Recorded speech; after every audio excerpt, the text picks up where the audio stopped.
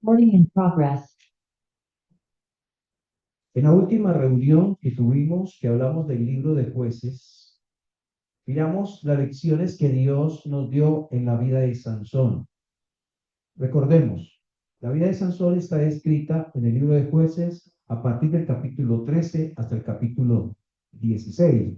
Cuando usted ve el capítulo 13, iniciando está el nacimiento de Sansón y capítulo 16, terminando la muerte de él, la muerte de Sansón, donde mató muchos filisteos, más de los que había matado en toda su vida. Creo que murió en Gaza, si no estoy. Eh, Comenzando el capítulo 16, que es donde comienza la historia de Sansón, vemos al papá. ¿Se acuerdan cómo llamaba el papá? Manoa, ¿cierto? Manoa, su esposa, que no podía tener hijos. Sucede un milagro, nace Salomón, y, pero el resumen de su vida, no sé si lo podemos llamar como vivió de acuerdo a sus emociones o vivió de acuerdo a sus pasiones, porque hizo muchas cosas, fue utilizado por Dios, pero a nivel emocional fue inmaduro y carnal, no estuvo bajo la sujeción a Dios. Entonces, y así murió. Algunos piensan que murió muy joven, otros que murió un poco más adulto, pero seguramente su muerte se adelantó, por decirlo de alguna manera, porque no andó conforme a lo que Dios quería de él en el área emocional. Y llega el día de su muerte allí terminando Jueces capítulo 16. Y entonces comenzamos con capítulo 17. Cronológicamente, los eventos del capítulo 17 se han enmarcado por algunos en el juez Otoriel, que es el capítulo, más o menos el capítulo 3. ¿Por qué está aquí jueces, en jueces capítulo 17? Porque luego, cuando vemos algo que sucede relacionado con el capítulo 18, vemos a los hombres de Dan allí. Y preciso Sansón y su familia eran de Dan. Pues tal vez por esto se une el capítulo 16 con los siguientes, 17 y 18, en el mismo consecutivo. Mirando el versículo 1 del capítulo 17, dice, recordemos que esto es histórico, esto no es una parábola, esto sucedió, esto está en la historia bíblica y en la historia real del pueblo de Israel. Las personas mencionadas aquí son personas reales, vivieron, respiraron. Entonces no estamos hablando de una especie de parábola, de ilustración. En sí fueron personas de carne y hueso, obviamente a través de estos hechos Dios nos da enseñanza. Dice Jueces 17:1, hubo un hombre del monte de Efraín que se llamaba Micaía. Esa palabra Micaía, el nombre Micaía significa quién es como Jehová. Así, Micaía, quién es como Jehová. Versículo 2, el cual dijo a su madre, los 1100 ciclos de plata que te fueron hurtados, acerca de los cuales maldijiste y de los cuales ni hablaste, y aquí el dinero está en mi poder. Yo lo tomé. Entonces la madre dijo, bendito sea de Jehová, hijo mío, y él devolvió los 1100 ciclos de plata a su madre. Y su madre dijo, en verdad he dedicado el dinero a Jehová por mi hijo para hacer una imagen de talla y una de fundición. Ahora pues yo te lo devuelvo. Mas él, Micaía, devolvió el dinero a su madre y tomó su madre 200 ciclos de plata, lo dio al fundidor, quien hizo de ellos una imagen de talla y una de fundición, la cual fue puesta en la casa de Micaía. Bueno, ¿qué les parece la historia? Bueno, comienza con un nombre Micaía. Y su mamá no menciona el nombre de la mamá de él, pero sí menciona un hecho que se había perdido una plata. Y uno se pregunta, bueno, ¿y por qué lo menciona? Bueno, siempre hay una lección para nosotros. Se había perdido una plata, pero no fue una pérdida accidental. Este hombre la tomó. Al parecer, la madre le había hablado anteriormente del dinero y tal vez presumo que él había negado, porque dice Versículo 2, que te fueron acerca de los cuales maldijiste y de los cuales me hablaste, de los cuales me hablaste. He aquí el dinero está mi pueblo. Entonces, inicialmente tal vez negó, pero después escucha la maldición de su madre. La madre maldijo sin saber que su hijo los había tomado. Seguramente amaba a su hijo y no quería que la maldición de Dios estuviera sobre él. Y entonces él decide entregarlo. Entonces, ¿qué enseñanza me deja esto? Cuando yo dejo de pecar, cuando yo tomo una decisión de abandonar un pecado, no por convicción de lo que Dios hace en mi corazón, sino por miedo de personas, de sus actitudes, de sus reacciones. Cuando yo estoy haciendo algo malo, alguien me llamó la atención, siento una vergüenza tan grande porque se dio cuenta de lo que hice, que por causa de esa vergüenza y esa pena que sentí con esa persona, ya cambié y no lo estoy haciendo. Pero la pregunta es, ¿debe ser ese el motivo por el cual deje de hacer cosas malas? ¿Y cuántas veces me ha pasado a mí? El arrepentimiento debe tener como origen sentir lo sucio y mal por mi pecado, no por causa de la opinión del otro, sino por causa de que lo que estoy haciendo, independientemente si el otro está de acuerdo o no, lo que estoy haciendo a los ojos de Dios está mal. Mi punto de referencia no deberían ser las personas que tengo alrededor, sino al Dios que tengo por encima de mí, quien debo dar cuentas. Entonces, este hombre parece ser empujado a devolver lo que no le pertenece por causa de la reacción que la mamá tuvo y la maldición que profirió. Entonces, pareciera como que lo asustó, como que se sintió mal, como que tal vez tuvo miedo de la maldición que la madre lanzó y entonces decide devolver el dinero. No habrá sanidad espiritual verdadera si no se pasa por un proceso de arrepentimiento y humillación delante de Dios. Tú puedes abandonar un pecado, pero puedes quedar enfermo espiritualmente. No se ha pasado por un proceso adecuado. Y voy a decir un nombre bien bonito, mm, Anatolio, pongamos. Anatolio tuvo creyente. Estamos hablando de Anatolio era creyente y, y Anatolio fornicó, tuvo su novia, fornicó.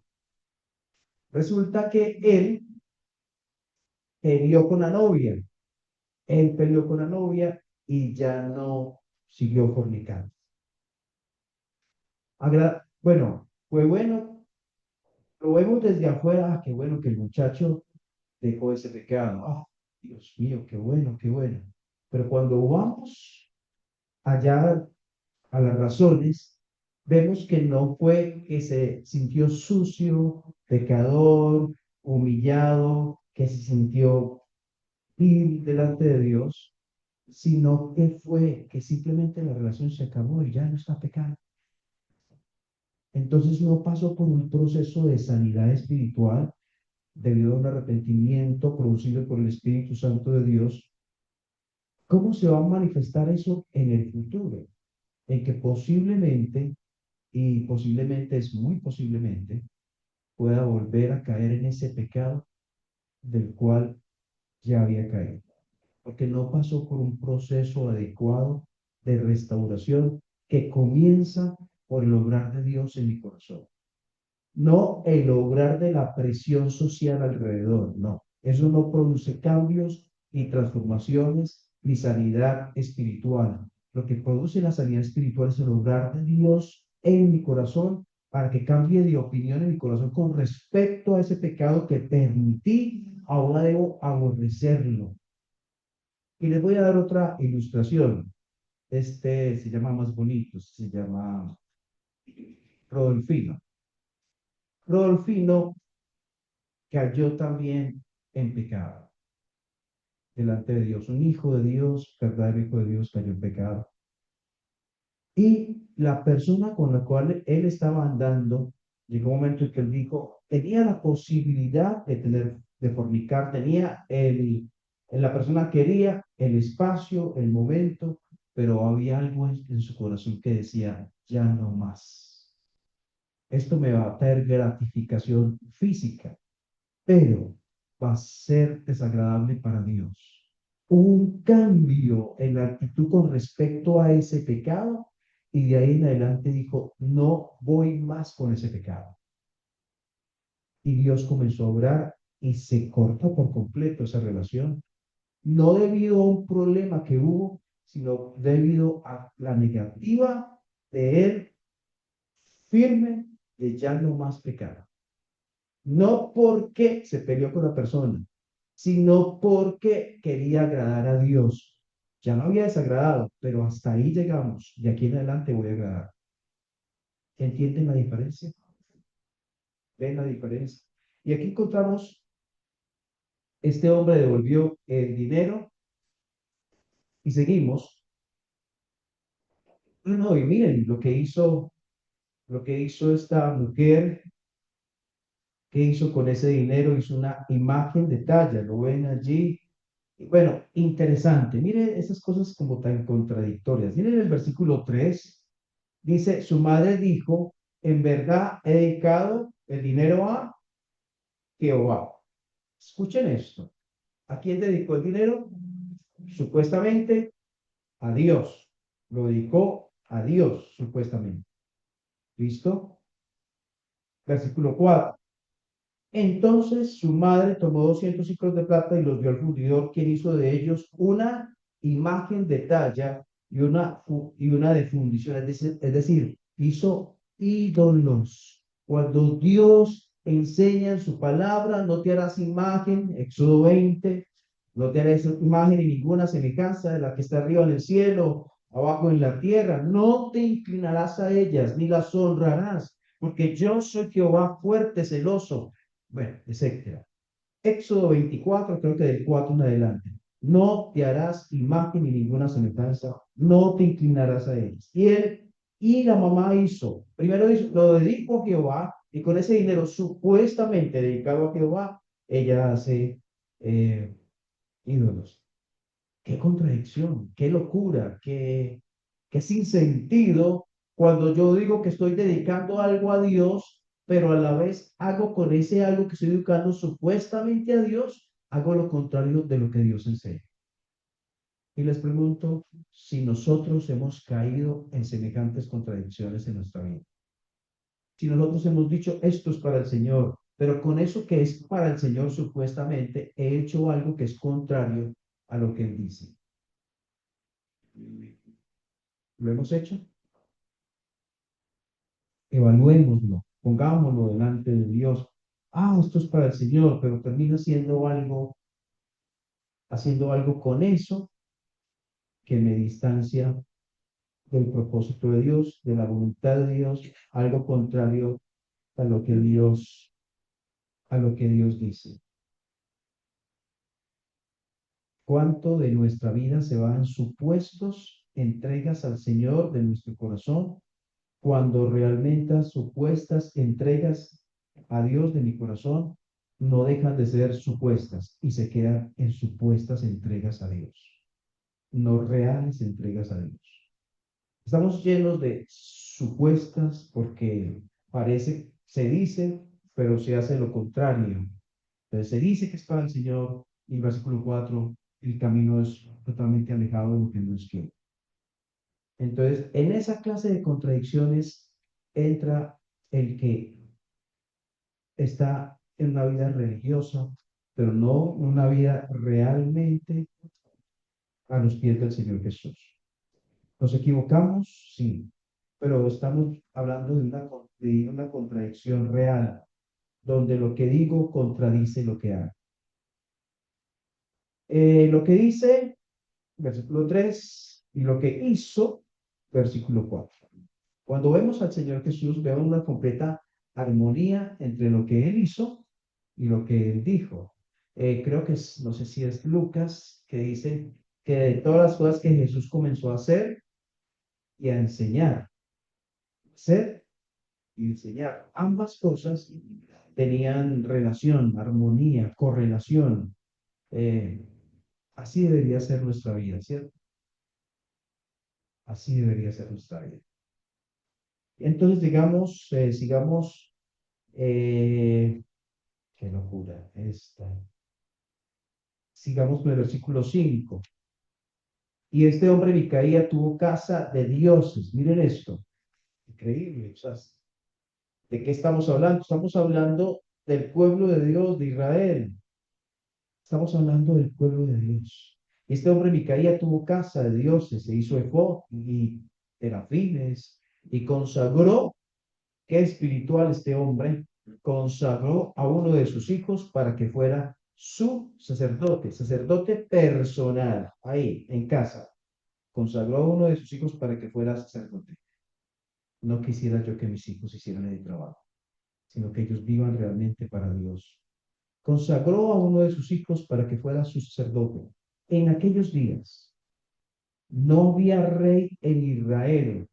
Cada uno hacía lo que bien le parecía. Tuvo un remedo de santuario, tuvo un supuesto sacerdote, un supuesto santuario, una imitación pálida de lo que Dios hace. Y Y es una conclusión, una razón, el centro del mensaje es que cada uno hacía lo que bien te pareciera. Pregunta, ¿la iglesia del Señor hoy debe hacer lo que bien le parece? Otra pregunta, tu vida, tuya, la mía, mi vida. ¿Puedo decir que en mi vida estoy haciendo lo que bien me parece o lo que Dios quiere? ¿Qué estoy haciendo con mi vida? ¿Estoy viviendo como me place, como se me antoja, o realmente estoy buscando agradar al Señor en el día a día? Cada uno hacía lo que bien le parecía. Y eso tuvo como resultado lo que hemos leído. Y sigue diciendo el 7, había un joven de Belén, de Judá, de la tribu de Judá, el cual era levita y forastero allí. Este hombre partió de la ciudad de Belén de Judá para ir a vivir donde pudiera encontrar lugar.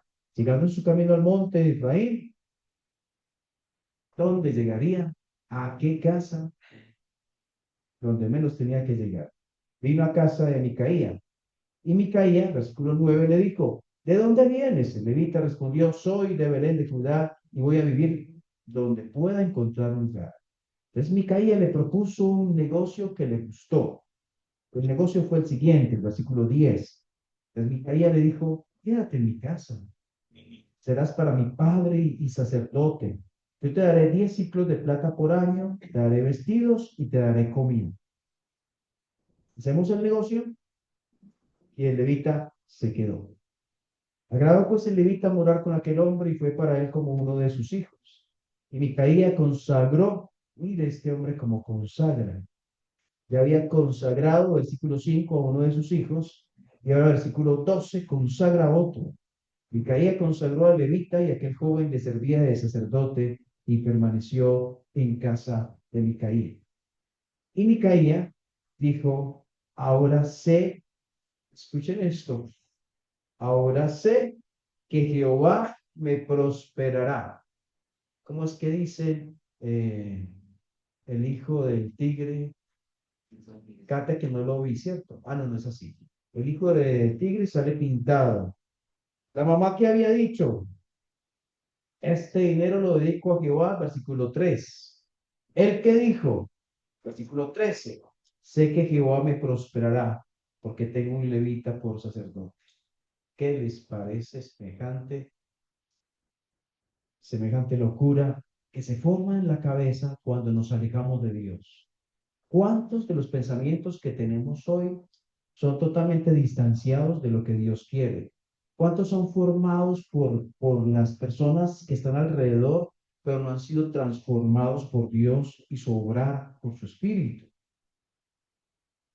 ¿Cómo yo puedo pensar siquiera que Jehová me va a prosperar, que Dios está de acuerdo con semejantes acciones donde vemos en Levítico y en otros pasajes que esto está totalmente salido de lo que Dios enseña? Pero llegó a pensar eso. O sea, parece que fue sincero el versículo 13, parece que fue sincero cuando dijo, Jehová me prosperará. Pienso que fue sincero. El problema no es falta de sinceridad. El problema es una completa y vil equivocación. Yo puedo estar sinceramente en mi posición, pero a la vez perversamente equivocado. Entonces sé que Jehová me prosperará porque tengo un levita. En capítulo 17, entonces de Jueces, encontramos que hay religiosidad, hay ídolos, ¿sí? Pero le pregunto, ¿hay verdadera espiritualidad? Hay religiosidad, pero no hay verdadera espiritualidad. El hecho de ser religiosos, ¿ustedes piensan que este hombre en realidad estaba cerca de Dios o estaba lejos de Dios? ¿Estaba en comunión con su Señor o estaba distante de su Señor? Pienso que estaba lejos, muy lejos. Cuando los rituales se hacen, eso nos muestra Jueces 17, cuando los rituales se hacen, pero los corazones no se arrepienten. Son rituales sin verdadero arrepentimiento. Y me pregunto es, ¿qué desagradará más a Dios? ¿El que vive lejos de Dios sin tenerlo en cuenta, sin pensar en él, o aquel que aparenta tenerlo en cuenta, pero en realidad vive de acuerdo a su propio capricho? ¿Qué será peor? ¿Quién no tiene en cuenta a Dios para nada? ¿O quien dice tenerlo en cuenta, pero vive como se le antoja y hace lo que quiere y como quiere? Que Dios nos guarde, porque este Micaía no es un ejemplo a seguir. Vamos a ver.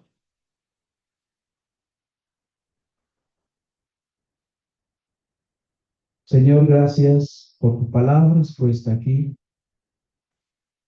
por tu palabra, Señor. Cuánta ignorancia, cuánta capricho, cuánta ceguera, cuánta terquedad,